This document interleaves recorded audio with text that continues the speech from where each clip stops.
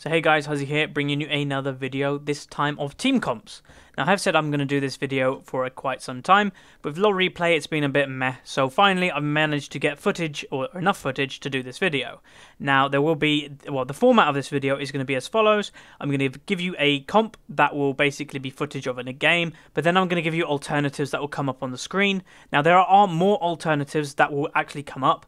It's it's not personal preference, but there are champions that obviously people play better than others, and they can fulfill the same role. So if you feel, say, Zac is a good top laner for you, but then I put Renekton up there, play Zac. It's your choice. It's just that I give you some certain champions that fit in certain roles. So I hope you guys enjoy this video. Please sub, like, and all that stuff, and remember, keep playing League of Legends.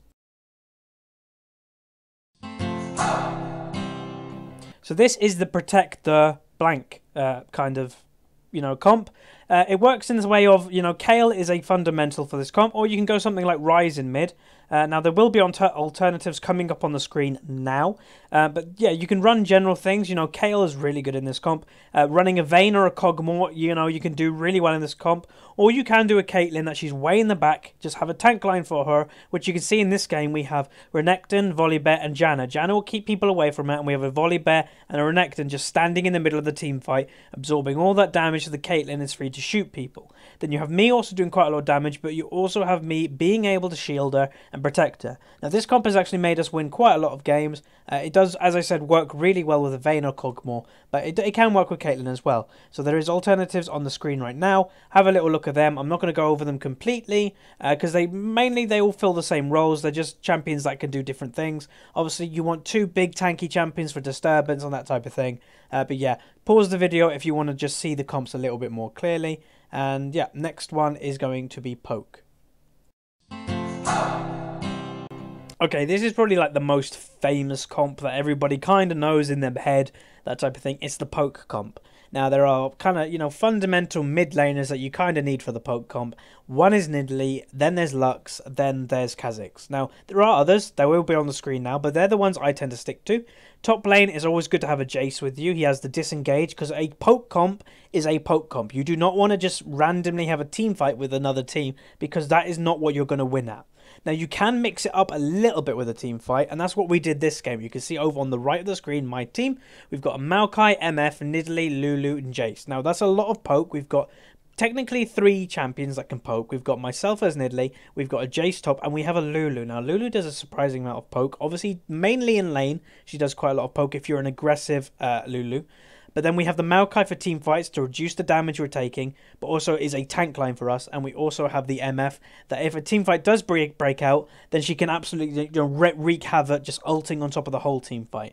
But this comp is pretty good. Obviously, there will be alternatives on the screen right now, which will include Caitlyn as AD, that type of thing. But yeah, poke comps are probably the most famous. They're probably the most used, as if someone just said, what are we going to run? A lot of people just go, poke comp. So that is the poke comp, and the next one is coming now.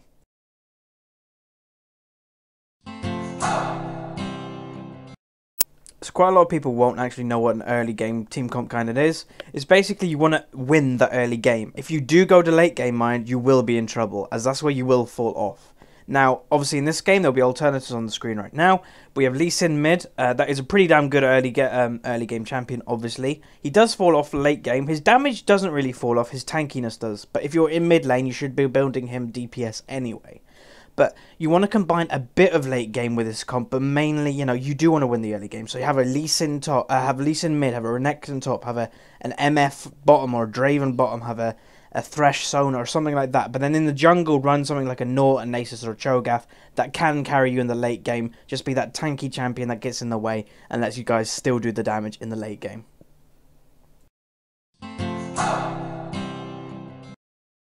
Now this comp is the kill the blank. So if they have an opponent champion that you really need to kill, whether that be a Twisted Fate, whether that be a Pokmon. So in this game we decided, right, we really need to shut down a TF. Even if a TF doesn't do good in lane, he can still run with his ult and still make things happen, and then snowball again from there. So we chose Kassadin and we chose Lee Sin in this game, basically to shut him down, and it worked really well in this game. I got pretty damn fed. This was the game from my Kassadin playthrough. But yeah, you can run this comp with a, Cogmore. I do have footage on my Zed. We ran this comp on a Zed gameplay I did, where the opponents had any Cogmore, and I went Zed and blew them up every single time that I had the opportunity. But these comps are good for prioritizing targets. So there are alternatives on the screen. Obviously, there are more alternatives than I do give, but they're just the ones I generally use myself.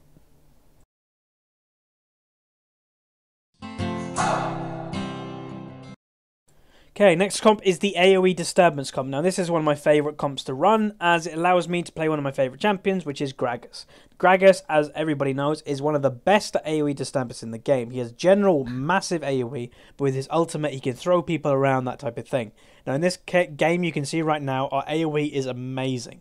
Now, you could argue this is an AoE comp, but it is also there to protect the AD carry, because we've got a Cho'Gath that obviously has his AoE knockup and silence. Leona, just general, a lot of AoE stuns. We've got the Ezreal that has AoE with his ultimate.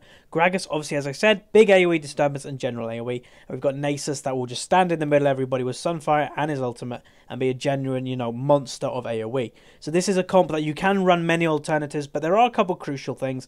I do think a Renekton or a Nasus is needed because he just brings the general AoE, the general tanky presence. Gragas, I would really highly recommend. But there are others. There's Lysandra now that you can probably pick. She is very good at freezing somebody or freezing herself. The one thing I really want to say, this comp is really good against a Blitzcrank, especially if you do pick Lysandra. If you're a Lysandra and it's late game, get grabbed. Try and get grabbed as Lysandra. Tomb yourself instantly.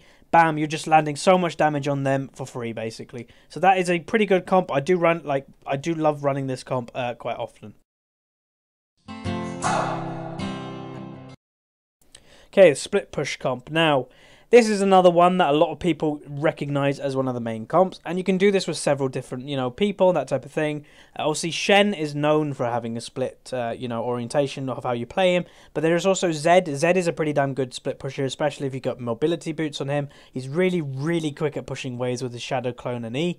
And yeah, you'll push top or push mid, whatever you want to push late game, and then with mobility boots, you'll be able to get into the fight. Obviously, you do have to coordinate with your team really well if you're not running a Shen or something with TP. Now, Malphite is another one you can do split pushing with, but you have to take TP on him. With the mastery, that reduces the TP, cast time, because then you can TP into a fight, use your ultimate as a Malphite, and then hey presto, there's a team fight won.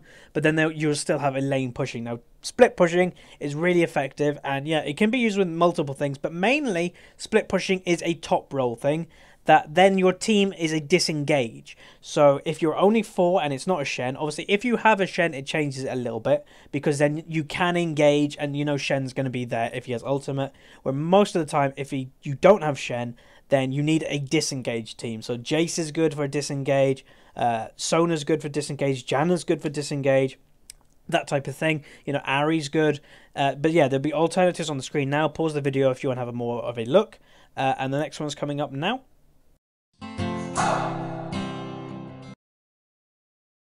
Another comp people know quite well is the global team. Now, the global team can make use of champions like Karthus, TF, Nocturne, Shen, that type of thing, that all have a global ultimate. You can throw Ezreal in the mix as well, and Ashe, if you can, if you're very confident of landing them skill shots most of the time.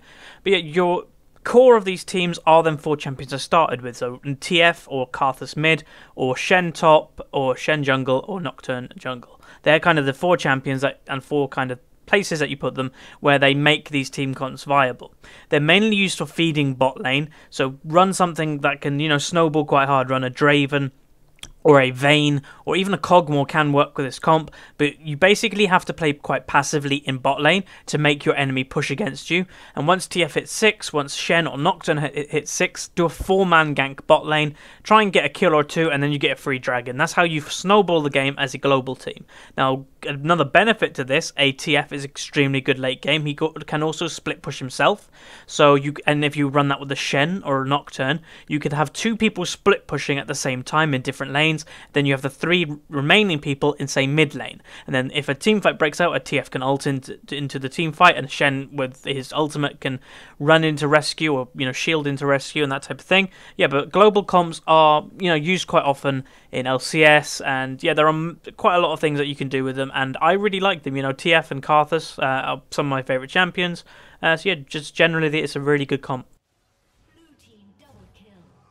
So I'd like to say thank you for watching. I hope this video helps you guys kind of decide what team comps if you're having trouble, making some. Now, obviously, there will be people going, that champion might be better in this like that role. This champion might be better in that role. Sure, that will happen in every case because that might be personally what's better for you.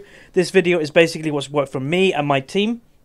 Most of these comps we've had pretty damn good success. I'll probably say the least successful comp we've had in all of this is poke comp, because we kind of get over aggressive sometimes and that type of thing. That's one thing you really have to counter.